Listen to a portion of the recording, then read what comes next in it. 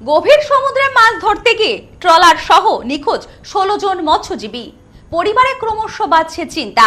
মৎস্যজীবীদের খোঁজে শুরু হচ্ছে তল্লাশি। শঙ্করপুর থেকে গভীর সমুদ্রে মাছ ধরতে গিয়ে নিখোঁজ ট্রলার সহ 16 জন মৎস্যজীবী। মৎস্যজীবীদের নিখোঁজ হয়ে যাওয়ার খবরে উদ্বিগ্ন পরিবার। নিখোঁজ মৎস্যজীবীদের খোঁজে শুরু হয়েছে তল্লাশি। এখনো পর্যন্ত মৎস্যজীবীদের খোঁজ না পাওয়ায় ক্রমশ বাড়ছে চিন্তা।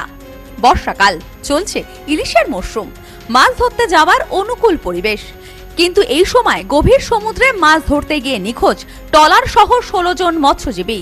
বুধবার গভীর রাত পর্যন্ত ট্রলারটির সঙ্গে যোগাযোগের চেষ্টা করা হয়, কিন্তু সম্ভব হয়নি বলেই খবর। এরপর উপকূলরক্ষী বাহিনীকে এই বিষয়ে বিস্তারিত জানানো হয়। এমনকি উপকূল থানার পুলিশকেও সতর্ক করা হয়েছে। শুরু হয়েছে খোঁজ। তবে সময় যত গড়াচ্ছে ততই উৎকণ্ঠা বাড়ছে ট্রলার মালিক থেকে শুরু করে নিখোঁজ মৎস্যজীবীদের পরিবারে। পুলিশ সূত্রে জানা গেছে, নিখোঁজ ট্রলারটির নাম জয় মা কালী। ট্রলারটির মালিক রামনগর থানার দেউলি বাংলা এলাকার বাসিন্দা অভিজিৎ বেরা। স্থানীয় সূত্রে জানা গেছে, চলতি মাসের শুরুতেই গভীর সমুদ্রে মাছ ধরতে যায় ওই ট্রলারটি। নির্দিষ্ট সময়ে ট্রলারটির ফেরার কথা থাকলেও সেটি বন্দরে আসতে পারেনি। এমনকি ট্রলারে থাকা 16 জন মৎস্যজীবী কারোর সঙ্গে যোগাযোগ করা যাচ্ছে না বলেই খবর। এমনকি অন্যান্য মাধ্যমেও যোগাযোগ করার চেষ্টা হলেও তা সম্ভব হয়নি বলে খবর। এরপর বিষয়টি Shankarpur fisherman and fish traders অ্যাসোসিয়েশনকে জানানো হয়। বিষয়টি জানানো হয় প্রশাসনিক আধিকারিকদেরও।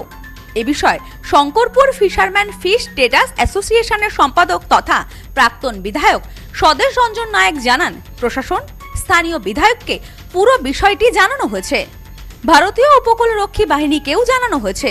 ঘটনায় মুখ্যমন্ত্রী শুভেন্দু অধিকারী যাতে হস্তক্ষেপ করেন সেই আবেদনও জানানো হয়েছে অ্যাসোসিয়েশনের তরফে। দ্রুত যাতে মৎস্যজীবীদের এবং ট্রলারটি উদ্ধার করা যায় সেটি ব্যবস্থাই করা হচ্ছে। যে আমাদের মা কালী নামিত একটি আমাদের অ্যাসোসিয়েশন অন্তর্ভুক্ত ট্রলার 2/7/2026 সমুদ্রে যায় এবং 15 জন মৎস্যজীবী সমেত আজ অবধি তার খবর পাওয়া যায়নি। আমরা মাননীয় আমাদের সাংসদ সৌমেন্দু অধিকারীকেও জানিয়েছি, এডিএম মেরিনকেও জানিয়েছি, আমরা আমাদের যে এমএলএ মাননীয় চন্দ্রশেখর বাবু তাকেও জানিয়েছি, এবং আমরা বিভিন্ন থানাকেও দীঘা কোস্টাল, মন্দারমণি কোস্টাল বিভিন্ন জায়গায় জানিয়েছি। অতি সত্বর এখানটায় খোঁজার ব্যবস্থা করা হোক, নেভি দিয়ে এবং নেভির হেলিকপ্টার দিয়ে অতি সত্বর এটাকে যেন তাড়াতাড়ি খোঁজ নেয়। এদের পরিবার পরিজন সমস্ত আমাদের বন্দরে এসে জড়ো হয়েছেন। ইতিমধ্যেই বিষয়টি এডিএফ মেরিন, কোস্টগার্ড সহ সংশ্লিষ্ট কর্তৃপক্ষকে জানানো হয়েছে। বিভিন্ন মাধ্যমে ট্রলারটির সন্ধানে তল্লাশি চালানো হচ্ছে। ইতিমধ্যেই গভীর নিম্নচাপের জেরে রাত থেকেই মাইকিং শুরু হয়েছে উপকূলবর্তী এলাকায়।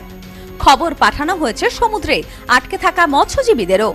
এরই মাঝে মৎস্যজীবীদের নিখোঁজ হয়ে যাওয়ার ঘটনায় উদ্বিগ্ন হয়ে পড়েছেন পরিবারের সদস্যরা। দ্রুত ঘরের মানুষ ঘরে ফিরুক, এমনটাই চাইছেন সবাই। Bureau report, news no man's land. সদ্য লন্ডন থেকে চোখের অপারেশনের বিশেষ প্রশিক্ষণ নিয়ে ফিরেছেন ডাক্তার মোনাজির হোসেন। বনগাঁতে এই সর্বপ্রথম কোল্ড ফেকো, টোরিক, মাল্টিফোকাল ছানি অপারেশনের জন্য আসুন বনগাঁ আই কেয়ারে। Bongaon eye care, court road, Bongaon. Phone 704446538887।